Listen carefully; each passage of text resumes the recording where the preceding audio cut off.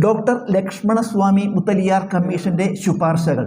Doctor Lakshmanaswami മുത്തലിയാർ കമ്മീഷന്റെ ശുപാർശകൾ: 1. ത്രിഭാഷാ പദ്ധതി നടപ്പിലാക്കുക. 2. സെക്കൻഡറി തലത്തിൽ വിദ്യാഭ്യാസ കമ്മീഷൻ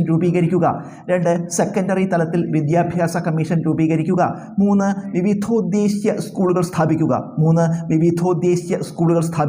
4. അധ്യാപക പരിശീലന സമിതി രൂപീകരിക്കുക. ഗവൺമെന്റിനെ നിയമനിർമ്മാണം, കാര്യനിർവഹണം, നീതിന്യായം എന്നിങ്ങനെ തരംതിരിക്കണം എന്ന് വാദിച്ച ചിന്തകനാര്? ഉത്തരം മോണ്ടെസ്ക്യൂ. ഗവൺമെന്റിനെ നിയമനിർമ്മാണം, കാര്യനിർവഹണം, നീതിന്യായം എന്നിങ്ങനെ തിരിക്കണം എന്ന് വാദിച്ച ചിന്തകനാര്? ഉത്തരം മോണ്ടെസ്ക്യൂ. ശ്രീ ചിത്തിര തിരുനാൾ വധശിക്ഷ നിർത്തലാക്കിയ തിരുവിതാംകൂർ രാജാവാണ്. പോപ്പിനെ സന്ദർശിച്ച ആദ്യ തിരുവിതാംകൂർ രാജാവാണ്. ശ്രീ ചിത്തിര തിരുനാൾ വധശിക്ഷ നിർത്തലാക്കിയ തിരുവിതാംകൂർ രാജാവാണ്.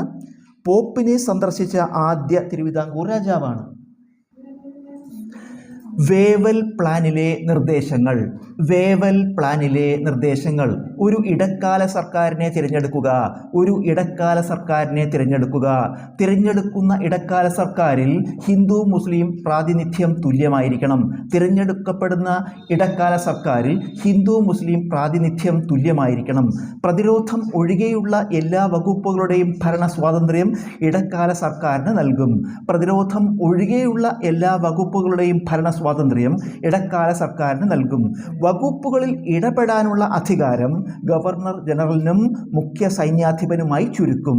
വകുപ്പുകളിൽ ഇടപെടാനുള്ള അധികാരം ഗവർണർ ജനറലിനും മുഖ്യ സൈന്യാധിപനുമായി ചുരുക്കും. കേരളത്തിലെ ആദ്യ ഗവർണർ ആര്?